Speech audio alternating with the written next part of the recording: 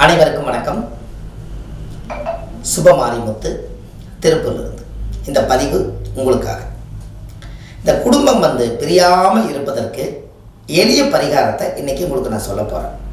இது ரொம்ப முக்கியம் இல்லையா? உங்களுக்கு வாழ்க்கையில் நீங்கள் கொஞ்சம் தெரிஞ்சுக்கணும் அல்லவா? அதனால் உங்கள் வாழ்க்கையில் ஒரு பெரிய மாற்றத்தை ஏற்படுத்தி கொடுக்கும். இந்த குடும்பம் நல்லா தான் வாழ்ந்துட்டு இருப்பாங்க, ஏதோ ஒரு மனஸ்தாபத்தினால பிரிஞ்சுக்கலான்னு ஒரு முடிவு பண்ணுவாங்க.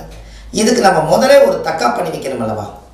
அதற்கு நம்ம வம்சமாக தலைஞ்சு இந்த குடும்பம் பிரியாமல் இருக்கோம்னா ஆலமர விதை இருக்குது பாருங்க, ஆலமர விதை.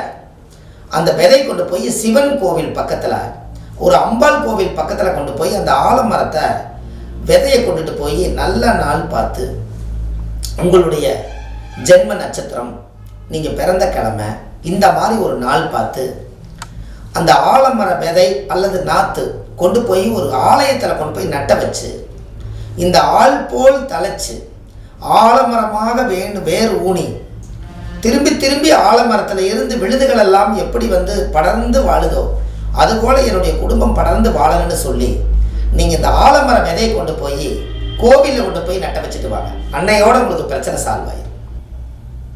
அப்போது கண்டிப்பாக உங்களுக்கு ஒரு மிகப்பெரிய மாற்றத்தை உருவாக்கி கொடுக்கும்.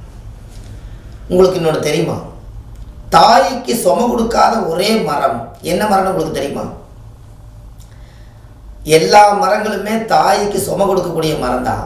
ஒரே ஒரு மரம் மட்டும்தான் தாய்க்கு சும கொடுக்காத மரம், ஆலமரம். ஏன் அப்படி? கொஞ்சம் பாருங்க, ஆலமரம் கொஞ்சம் தூரம் வளர்ந்து ஒரு 20 அடி மேலே போனதுக்கப்புறம் விழுதுகள் எல்லாம் கீழே அந்த அந்த மண் செவத்தில் ஆடி ஆடி அங்கே அந்த வேர் பிடிச்சி எல்லா பக்கமே வேர் பிடிச்சிக்கிட்டு இந்த மரம் மட்டும் சுமை இல்லாமல் இருக்கும். அப்போ ஆலமரம் மட்டும்தான் சுமை இல்லாத மரம். தாய்க்கு சுமை கொடுக்காத மரம் ஆலமரம். அது எவ்வளோ பெரிய விஷயம்னு பார்த்தீங்களா?